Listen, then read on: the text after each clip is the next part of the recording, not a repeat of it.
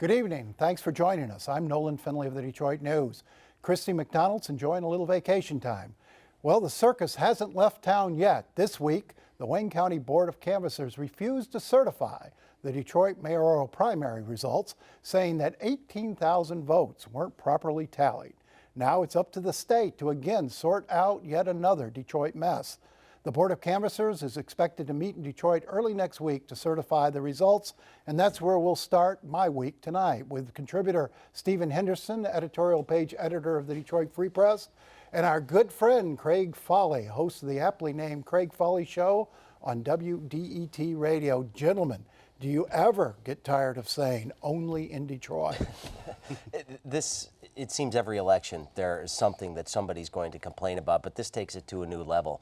The fact that they were actually considering tossing out 18,000 votes, not because voters did anything wrong, but because they couldn't figure out how to properly count them, is ridiculous. This should have been resolved. It shouldn't even be kicked up to the state. They did properly count them. I understand it. Just instead of using the little tally marks, they used Roman numerals. Steve, is that enough to keep this election in limbo? Well, no, it's not enough to disqualify anybody's vote is the point. I mean, it's very clear in state law, state election law, that you don't have to do this, and that the procedure, if you find a problem with write-in votes, is to recount them. They should have opened up the ballot boxes and had the inspectors recount them. But of course, the Board of Canvassers waited until the very last day under the deadline, the 14th day, to certify, so they didn't have the option to do that. I mean, and I think the clerk's got to answer for something here.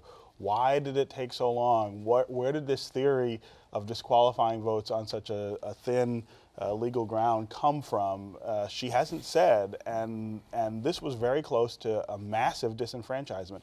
1/5 of the total votes cast in the election, she wanted to just throw in the garbage. And, again, we're talking about the Wayne County clerk, Kathy Garrett, who's the sister of Al Garrett of ASME, right? Yeah, and, I'm not sure that, Kathy Garrett actually is a pretty straight by the numbers clerk, typically. I mean, we haven't seen a lot of. So what happened here? My suspicion is that the Napoleon campaign had something to do with advancing this theory because they were the beneficiaries, and the clerk misinterpreted, and the council there misinterpreted the law to say you can get rid of votes for this. But I don't know how they're really the beneficiaries in a situation like this. Okay, so now you can say, oh, I came in first in the primary instead of second. There's going to be a whole lot of people that filled out Duggan's name in there and filled in that circle are just going to be that much more motivated to go to the polls in November. And that's helped Duggan throughout this thing. Every time he's been sort of screwed, if you will, in this process, his supporters have fired up and the money's come in.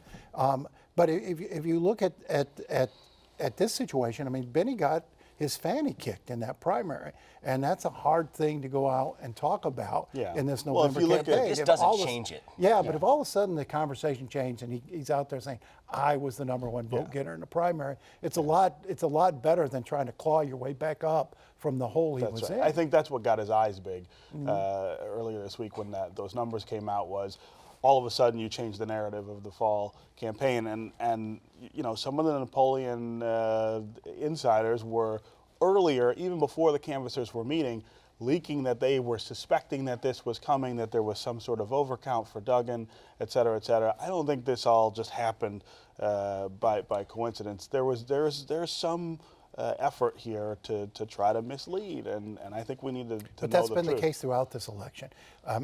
Throughout this campaign, Craig, it hasn't been about one candidate's merits versus another candidate's merits. It's all been about trickery and technicalities and let's go to court, see who we can get knocked off the ballot and what have you. It's not the sort of election Detroiters deserve. No, it's not the one that they need right now either. We need to have a substantive discussion about issues, and all that's happening now as a result of this is that all the conspiracy theories that exist out there about the way that Detroit runs its elections are brought back to the surface. You've got Tom Barrow now saying that he's demanding that there be some sort of a recount. You've Will he never go away? Crystal Crittenden calling for a new election, which is just completely impractical and unfeasible in any possible way. And so it's just, you give more fodder to the conspiracy theorists that want to say that this has somehow been rigged. Well, Napoleon asked Steve that the federal government come in and put monitors in.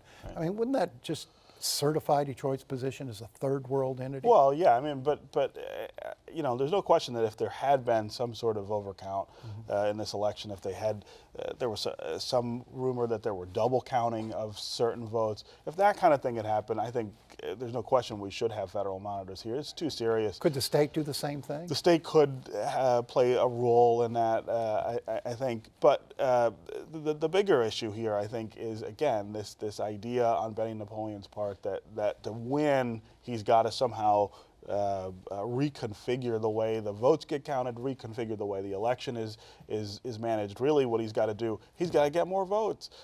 He got clobbered in the primary, and I think he's got to retool and say, you know, here's the message I'm trying to get you behind, and this is why you ought to make me mayor. So what is that? Isn't there any irony here, though, in the fact that you have a candidate calling for federal oversight of the election when he's been basing his doesn't like the entire emergency campaign on the manager? fact that we don't need any outside interference in our business here in the Right. city of But Detroit? remember, he brought in the federal government when he was running the police department, said you need to come in here and look at this mess we have here, which was a curious position for the chief to take.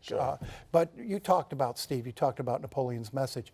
What is that message? What does he need to say to voters to make up the deficit he experienced in the primary? You did an examination of these primary results and found that he was defeated in every category in nearly every precinct. Yeah. So what's he got to do to make up that ground? I think he's got to appeal to, I think still and again in Detroit, the most motivated voting bloc is the change vote. People who are tired of the way things are, who are tired of hearing excuses for why things are the way they are, and they want to hear about something new and something innovative. Not that Duggan, I think Mike Duggan articulated that all that well during the primary. It's just that I think he symbolized change or positioned himself to symbolize change in voters' minds much better than Benny Napoleon did. Benny talked about, you know, I'm your neighborhood guy. I'm like you. I've been here my whole life. That does not say change. And he's accelerated that this week. I mean, he says he keeps mentioning the fact that Duggan just moved in here for Livonia, which is a fair tactic, but it continues to put the focus on outsider versus insider rather than change. Now, Craig, you talk to Detroiters all day long. Yeah. What are they looking for? They want concrete plans on how their life is going to improve in some capacity. And when you look at Benny Napoleon, what he's trying to do, that's going to be a big part of this. Say, I'm a guy that understands what you're going through. And now what he's folding into it is this 1 square mile plan where he's talking about making sure that there's a police officer that can coordinate people, get them working together, getting people motivated to fix their 1 square mile of the city of Detroit. And if you can find a way that people understand what you're talking about, how that's going to work, then you might be able to massage that into there so that people feel that you have an actual idea on how to fix it. Okay.